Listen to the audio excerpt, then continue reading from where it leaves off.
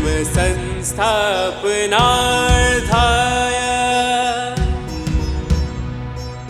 संभवामि युगे युगे संभवामि युगे युगे संभवामि युगे युगे। भगवद गीता यानी उत्तमोत्तम शास्त्र। और कोई शास्त्र उत्तमोत्तम तब बनता है जब वो व्यक्तिगत ना हो। यदि भगवद गीता का कार्य अर्जुन को विश्व रूप दर्शन कराना होता तो इसे हम उत्तम शास्त्र न कह सकते। और उस केस में ये 11वें अध्याय के अंत में खत्म भी हो जाता। लेकिन चूंकि अर्जुन के नाम पे पूरी मानवता के लिए कल्याण का मार्ग उजागर करना, ये इसका ऑब्जेक्टिव है, लक्ष्य है, इसलिए इसमें कोई व्यक्तिगत मार्ग न बताते हुए समष्टि के कल्याण के लिए जो भी संपूर्ण मार्ग है वो इन अध्यायों में पूरे कुल मिला के 18 अध्यायों में वर्णित किया गया है। कोई व्यक्ति की बात नहीं है कि ये व्यक्ति यहाँ से उठा वहाँ पहुँचा। व्यक्ति अगर पहुँचा और बात खत्म करनी होती तो कल खत्म कर दी होती, लेकिन भगवद गीता आगे चलेगी। अभी और 1 वर्ष चलेगी। अभी अगले वर्ष 18वां अध्याय इसी तरह किसी गॉडविन के अंदर, हम बार बार गॉडविन में ही पहुँच जाते हैं। 2 सालों से मैं देख रही हूँ कहीं ना कहीं God also wants us to win, इसलिए वो हमें गॉडविन में ही कहीं घुसाते हैं। अब देखो अगली बार कहाँ जाएंगे। लेकिन ये पूरी संपूर्ण यात्रा इस शास्त्र की पूरे मनुष्य जाति में जो कहीं पर भी खड़ा है, किसी भी जगह पर, किसी भी क्रॉसरोड पर कोई साधक ईश्वर की खोज में खड़ा है, उसको वहां से आगे कैसे बढ़ना, उसका गाइडिंग लाइट भगवद गीता देती है।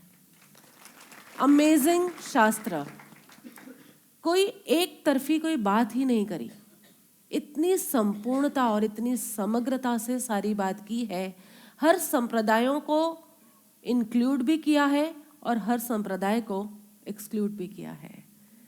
ऐसी भगवद गीता है ना कि चाहे कोई कितना भी इससे वैर रखे, लेकिन फिर भी इसकी तारीफ किए बिना रह नहीं सकता।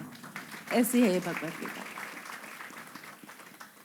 आज फटाफट करना है, 12:30 बजे खत्म करना है, इसलिए मुझे कहा भूमिका मत बनाना। आज हम लोग भूमि पर ही है इतने दिनों से, इसलिए भूमिका मत बनाना। खैर ऐसा कोई मुझे कहता नहीं है, लेकिन मैं भी जानती हूँ समय की मर्यादा। तो मैं पहले अध्याय से रिकैप कर लूँ एक बार बस, बहुत फास्ट हो जाएगा। तुम्हें पता चलेगा 2 साल से ये जो विस्तार सुना उसका फाइनली उद्देश्य क्या है, उसका सार क्या है। अभी हम यहाँ बोर्ड पे लिखेंगे, आपको सब समझ में आएगा कि अरे फाइनली अभी तक जो समझा उसमें यही करना है, यही सोचना है और यही समझना था, बस और कुछ नहीं है इसमें। पहला अध्याय आया था अर्जुन विषाद योग। अर्जुन के नाम पर हम सबके जीवन में जो विषाद है, जो दुख है, उस दुख का कारण और उस दुख का निवारण, उसकी सब बातें हुई। दूसरा अध्याय सांख्य योग की बात आई, द अल्टीमेट फिलॉसफी। लेकिन फिलॉसफी को जानने से काम नहीं होता, ये कृष्ण ने ही कह दिया, नहीं तो 2nd अध्याय पे भगवद गीता खत्म कर देते। मात्र फिलॉसफी को जान लेना, आत्मा की अमरता, देह की क्षणभंगुरता, संसार की अनित्यता, ये सब जान लेने से काम होता हो तो 2nd अध्याय पे भगवद गीता खत्म होती। तो आगे कहा कृष्ण ने कि तुम्हें होना होगा कर्म योगी, क्योंकि तुम जहाँ रहते हो वहाँ तुम कर्म किए बिना रह ही नहीं सकते। और कर्म योगी के 4 लक्षण बताए, फटाफट बोलने लग जाओ। निष्काम कर्म, कामना रहित कर्म, राग द्वेष रहित कर्म,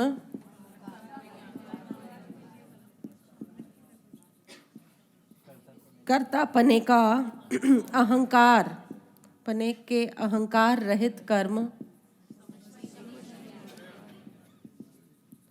और चौथा समष्टि के कल्याण हेतु।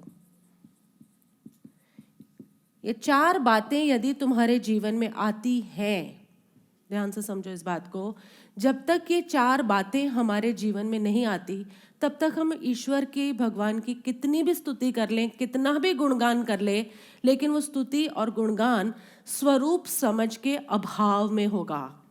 जब आपको ये चार बातें समझ में आएगी उसके बाद ही ईश्वर का स्वरूप समझने के लायक, ईश्वर स्वरूप समझने के लायक बुद्धि बनेगी तुम्हारी।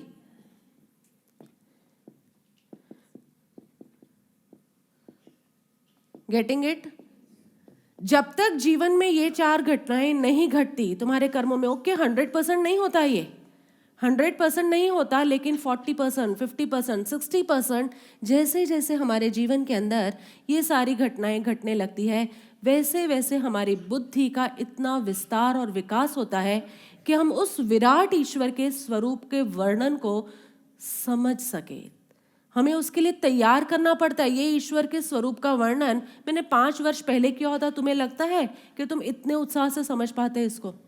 तुम्हें लगता है कुछ अच्छी अच्छी बातें, लेकिन हमारे लिए नहीं है। अब तुम्हें क्या लग रहा है? ये मेरी अर्जी है, मैं वो हो जाऊं जो तेरी मर्जी है, जैसा तू है वैसा मैं भी हो जाऊं। ये अब अर्जी तुम लगा पाए, 5 साल पहले ना लगा पाते। ये कर्म योग में उतर कर ही हमारी बुद्धि इतनी तैयार होती है कि हम ईश्वर के स्वरूप को समझ सके, और उसमें भी सद्भाग्य होता है। तो हमारा सद्भाग्य को तो अब साइड करो, कृपा होती है प्रभु की कि कोई सद्गुरु आता है हमारे जीवन में और उघाड़ उघाड़ के ईश्वर के स्वरूप को समझाता है, नहीं तो ये कृपा भी नहीं होती।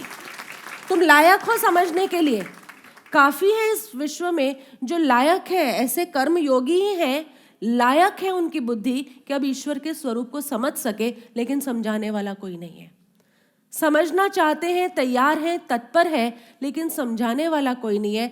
इसलिए ये प्रभु कृपा होती है। जब तुम इतना पुरुषार्थ कर लेते हो तो उसकी योग शक्ति बहती है, और उस योग शक्ति में कोई सद्गुरु आता है जो तुम्हें ईश्वर के स्वरूप का भान कराता है। क्यों भान कराता है? कि ईश्वर का जैसा स्वरूप है वैसा ही तुम्हारा स्वरूप है। उस स्वरूप की तुम्हें अनुभूति करनी है। अब इस स्वरूप की अनुभूति के अंदर अनिवार्य रूप से पहले 3 काम तो होते हैं। अज्ञान का विसर्जन, गुण विकास प्लस विस्तार, अनिवार्य रूप से ये कार्य तो होते हैं। और उसके बाद ये चौथा पिंड और ब्रह्मांड दर्शन, रूप स्वरूप दर्शन, ये भी होता है, लेकिन इसको हम प्रामाणिकता के उस पर नहीं रख पाते क्योंकि इसके अंदर कल्पनाएं भी काफी ज्यादा होती है। तो जब जीवन में कर्मयोग आया, 1 और 2 अध्याय तो हमने छोड़ दिए। पहला तो अर्जुन विषाद, खाली हमें अर्जुन के लेवल पर, अर्जुन के पेज पर लाने के लिए शायद तैयार किया गया था। दूसरा सांख्य योग, द योग ऑफ फिलॉसफी, जिसको खाली सुनना है, लेकिन फिलॉसफी को सुनने से, समझने से कोई काम नहीं होता। इसलिए बोला आगे 3, 4, 5 और 6 अध्याय के अंदर ये बात करी। 7 से लेके 11 तक विश्वरूप दर्शन बताया। 12 के अंदर अब यहाँ से वापस बात आगे जाएगी कि इसका अनुभव करने के लिए, ईश्वर के इस स्वरूप का अनुभव करने के लिए, इन गुणों को जीवन में लाने के लिए 2 ढंग से यात्रा की जा सकती है। जो कल हम लोगों ने जहां पर बात छोड़ी, बस समअप हो गया, इतना ही है आज। तुम्हें लग रहा था 1 से 18 अध्याय तक बताएंगे तो वापस कितना समय लेंगे, but it becomes so easy now. अगर आपके जीवन में कर्म योगीपना है, ये 4 घटनाएं घट रही है, तभी आपकी बुद्धि ईश्वर को समझने के लिए तैयार है। और उसके बाद ईश्वर की कृपा बहती है तो कोई सद्गुरु की निश्रा में हम इस स्वरूप को समझते हैं और फिर उस स्वरूप को अनुभव करने के मार्ग पर चलते हैं। मार्ग पर चलते हैं तो हमारे इस मार्ग पर अज्ञान का विसर्जन होता है। ये मार्ग भी है, मंजिल भी है, कल बताया था। ये प्रोसेस भी है और परिणाम भी है, दोनों चीजें हैं। ये गुण का विकास और विस्तार होता है और संज्ञा का भेदन होता है। जैसे जैसे ये घटना घटती है, इसके जीव अपने स्वरूप दर्शन की तरफ आगे बढ़ता है। अब इस स्वरूप दर्शन, ये घटनाएं घटाने के लिए दो मार्ग है। एक मार्ग है सगुण साकार का और दूसरा है निर्गुण निराकार का। क्योंकि 3-3 वर्षों तक आप जब भगवत गीता करेंगे तो कोई आपसे पूछ सकता है भगवत गीता में, या कोई आपसे कह सकता है जो कर्म योगी है उसके लिए पहले 6 अध्याय है, जो भक्ति वाले हैं ये आगे की टीम जो है इनके लिए 7 to 11, 12 अध्याय है, और जो ज्ञानवान है जिनको बुद्धि पर बड़ा घमंड है अपनी, उनके लिए 13 से लेके 18 तक। उन्हें बोलना ऐसा कुछ नहीं है, ऐसा कुछ नहीं है। ये समग्र यात्रा है और तुम इस यात्रा में कभी अपने आप को इसके लायक पाओगे, कभी इसके लायक पाओगे, कभी इसके लायक पाओगे। ये चेंजेस चलते ही रहेंगे, because you are a human being. तुम्हारे पास मन है, तुम्हारे पास बुद्धि है, तुम्हारे पास शरीर है, तो तुम तीनों से ईश्वर की तरफ जाने की चेष्टा करोगे। केवल तुम्हारा शरीर नहीं कहेगा कि मैं चल ईश्वर की तरफ चलता हूँ, थोड़ी थोड़ी देर में मन भी उठेगा, कभी बुद्धि भी कहेगी, तुम्हारे संस्कार भी कहेंगे। इन सब का समन्वय करके कैसे ईश्वर की तरफ जाना है, इसका पूरा पैकेज है ये भगवत गीता। इसलिए don't divide Bhagavad Gita into 3 things कि जो ज्ञान में इंटरेस्ट रखता हो वो ज्ञान योग पढ़ लो, जो कर्मों में इंटरेस्ट रखता हो वो कर्म योग पढ़ लो, और जो भक्ति में इंटरेस्ट रखता हो भक्ति योग पढ़ लो। भक्ति के जो इंटरेस्ट रखने वाले होंगे ना, तुम्हें लगता है उन्हें भक्ति योग अगर पढ़ेंगे ऐसे समझ आ जाएगा? सवाल ही नहीं उठता। उसके लिए बुद्धि का प्रशिक्षण चाहिए, और उस प्रशिक्षण के लिए ये सारी बात चाहिए। अब ईश्वर के स्वरूप को अनुभव करने के लिए, अनुभव के लिए कोई ना कोई आधार चाहिए। डू एग्री और नॉट? तुम्हें कोई भी अनुभव करना हो उसके लिए आधार तो चाहिए। अब इस आधार, यह आधार शास्त्रों में, हर शास्त्र में दिए हैं, 2 प्रकार के हैं, निर्गुण आधार, निर्गुण निराकार, या सगुण साकार। सगुण साकार, यहां तक बात समझ में आ रही है? कोई ना कोई आधार लेना पड़ेगा। स्वरूप तक जाना है तो ऐसे ही नहीं जा पाओगे। तो एक मार्ग निकल आता है जो निर्गुण निराकार वालों का होता है, और एक है सगुण साकार। निर्गुण निराकार वाला भी आधार तो ले रहा है, लेकिन अपने भीतर ले रहा है, अपने भीतर। वो भी आधार शून्य नहीं है, लेकिन अपने भीतर आधार ले रहा है। सगुण साकार वाला 2 ढंग से आधार लेता है, संप्रदाय के माध्यम से या सद्गुरु के माध्यम से। प्रकृति तुम्हें स्वाभाविक रूप से इस संप्रदाय में पैदा करती है, क्योंकि प्रकृति खुद चाहती है कि तुम पुरुष से मिलन करो। प्रकृति खुद चाहती है कि तुम अपने ईश्वरत्व से मिलन करो, तुम उससे मिलो। इसलिए किसी न किसी संप्रदाय के अंदर तुम्हें पैदा करता है। और ये सब भी पैदा होते हो तो निर्गुण के भी सारे साधन है तुम्हारे पास, लेकिन सीधा ये इनविजिबल चीजें, इनविजिबल है कि नहीं? इसके जितने भी साधन है इनविजिबल है। अंदर मन है, इनविजिबल है, बुद्धि है, इनविजिबल है, विजिबल है नहीं।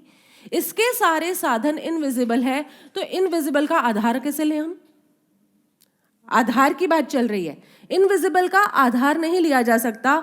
इसलिए कहा कि ठीक है, तुम्हें हमने संप्रदाय दिया। अब संप्रदाय में क्या करना है? संप्रदाय का जो भी आधार है, जैन संप्रदाय हो, वैष्णव संप्रदाय हो, बौद्ध संप्रदाय हो, या कोई भी संप्रदाय हो, हिंदू संप्रदाय हो, संप्रदाय में जो अवलंबन दिए हैं, जो साकार, सगुण साकार प्रतिमाएं दी हैं, उसके आधार से हमें अपने ईश्वरत्व के अनुभव पर जाना था। लेकिन परंपराएं कहाँ उलझ गई? सगुण साकार संप्रदाय के जो आधार है, प्रतिमा का आधार कहो, स्थानकवासी हो गए तो उपाश्रय का आधार कहो, नवकार मंत्र का आधार कहो, या कोई भी वस्तु का आधार कहो, माला का आधार कहो, कोई भी आधार है, हम उस आधार के आसपास उसी के चक्कर लगाने में उलझ गए।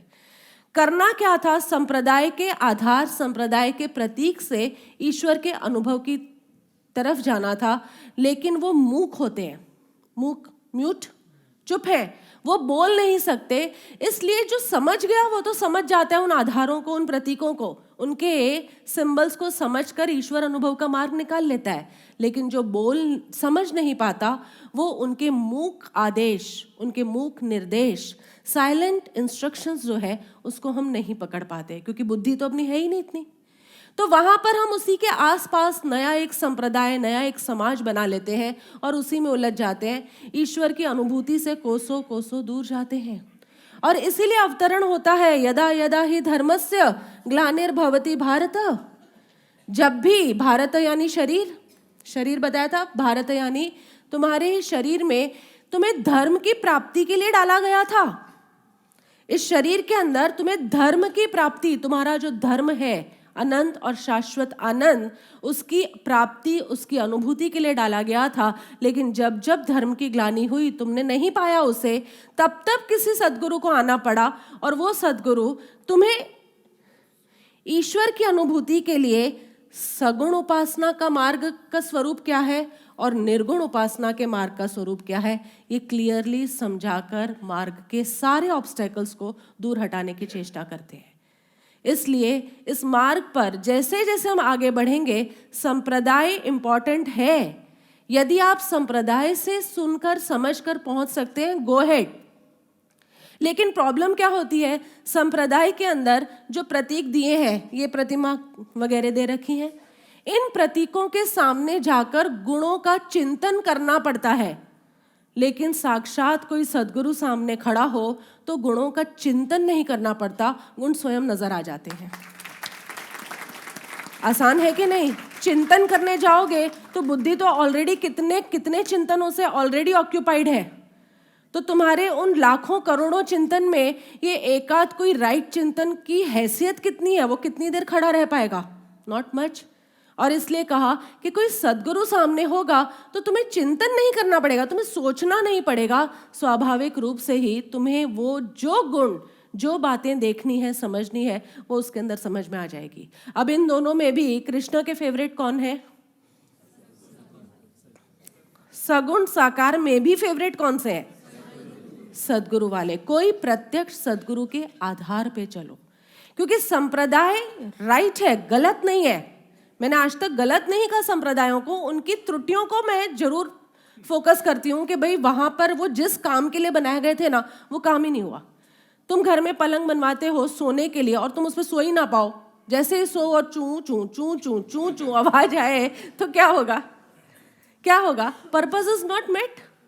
इसी तरह ये संप्रदाय बनाए गए थे तुम्हें शांति से सुलाने के लिए अपने स्वरूप में, और संप्रदाय में चू चू चू चू चू चू चल रही है। कैसे चलेगा काम? हर संप्रदाय में चल रही है चू चू। तुम समझते हो ना चू चू किसे कहते? आज फटाफट भगाना है बस। I want to make you very clear कि आप इस शिविर में आए तब जिस भाव दशा में आए होंगे या जिस क्यूरियोसिटी में आए होंगे, आप यहाँ से बाहर जाओ तो एटलीस्ट कंफ्यूज होके ना जाओ।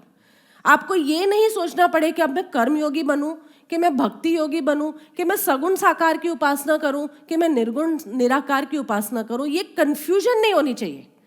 कर्म योगी हो तभी इतनी बुद्धि का विस्तार हुआ है कि ईश्वर का स्वरूप समझ पाओ। और स्वरूप कैसा है? सब में एक, सब एक में, सब एक ही है, ऐसा ही है स्वरूप। Everything is just one. ये स्वरूप को समझने के लिए बुद्धि तैयार होती है। इसके बाद स्वरूप समझ के बाद अनुभव की प्रक्रिया ये होती है। प्रक्रिया और परिणाम ये दोनों ही होते हैं। अज्ञान का विसर्जन, गुण विकास और विस्तार, और संज्ञा भेदन। और इनको पाने के लिए हमें कोई ना कोई आधार लेना पड़ता है। निर्गुण निराकार का आधार या सगुण साकार का आधार, यू चूज। अगर इनविजिबल आधार से आप पहुंच सकते हैं, गो हेड। बुद्ध पहुंचे हैं, बुद्ध पहुंचे हैं, महावीर पहुंचे हैं। महावीर ने कोई प्रतिमा की पूजा नहीं करी, कोई प्रतिमा के आगे पीछे घूमे नहीं है, कोई प्रतिमा की स्थापना नहीं करी। लेकिन महावीर के बाद जो आए वो खाली मंदिर बनाने में लग गए। मंदिर बना रहे हैं, लेकिन उस मंदिर से ईश्वर अनुभव तक कैसे पहुंचना, ये मार्ग शायद वो संप्रदाय भूल गए। तो या तो निर्गुण से जा सकते हो, महावीरत्व है तुम्हारे में, महावीर जैसी समझ है, महावीर जैसी प्रज्ञा है, महावीर जैसी जन्मों जन्म की साधना है, महावीर जैसा पूर्व का सम्यक दर्शन है, तो गो हेड, चले जाओ इस मार्ग से। अगर नहीं जा सकते तो तुम्हें ऑप्शन दिया है जन्म से संप्रदाय। ट्राई टू अंडरस्टैंड संप्रदाय का मीनिंग क्या है, संप्रदाय के प्रतीकों का अर्थ क्या है, और वो समझने के लिए जाना कहाँ पड़ेगा? क्योंकि संप्रदाय नहीं समझा पाएगा, संप्रदाय नहीं समझा पाएगा यहाँ। फिर भी चॉइस तुम्हारी है, तुम्हें जहां रहना है, जहां अटकना है। सी, this is entire Bhagavad Gita, और कुछ नहीं है। इसी के अंदर पूरी भगवत गीता की बात आ जाएगी। यहाँ पर सगुण साकार वाले कृष्ण भगवान को पसंद है, ऐसा वो कह रहे हैं। और उसमें भी जो सदगुरु, प्रत्यक्ष सदगुरु का अवलंबन लेते हैं, क्योंकि कृष्ण तो अर्जुन के लिए प्रत्यक्ष ही है ना, इसलिए वो बार बार कह रहे हैं मेरा आधार ले, मेरा आधार ले। मतलब मेरा मतलब कोई होना चाहिए। तो वो कृष्ण तो इसी को प्रायोरिटाइज कर रहे हैं। लेकिन अगर तुझे तेरे जीवन में ऐसा कोई नहीं मिलता, तुझे तेरे कल बताए थे ना 4 लक्षण गुरु के 4 लक्षण बताए थे कि जिन्हें शास्त्र का रहस्य पता हो, नंबर 1, नंबर 2 जो पाप मुक्त होना चाहिए, सिनलेस, नंबर 3 उसके निष्काम कर्म में कोई ऊंचा उद्देश्य होना चाहिए, और नंबर 4 उच्च उद्देश्य की पूर्ति के लिए कोई ना कोई साधना पद्धति होनी चाहिए। जब तक तुम्हें ऐसा कोई व्यक्ति नहीं मिलता, हो सकता है भाई तुम सोचो और वो व्यक्ति टपक के आ जाए, वैसे तो आता है, लेकिन फिर भी बाई चांस तुम्हारे सदगुरु की ट्रेन लेट हो जाए और वो नहीं आ पा रहे, तब तक क्या करना है, तब तक किस पाथ से हमें अपने आप को आगे ले जाना है। वो निर्गुण निराकार का पाथ हमें 13 to 18 अध्याय के अंदर भगवान श्री कृष्ण बताएंगे, जिसे हम ज्ञान योग के नाम से जानते हैं।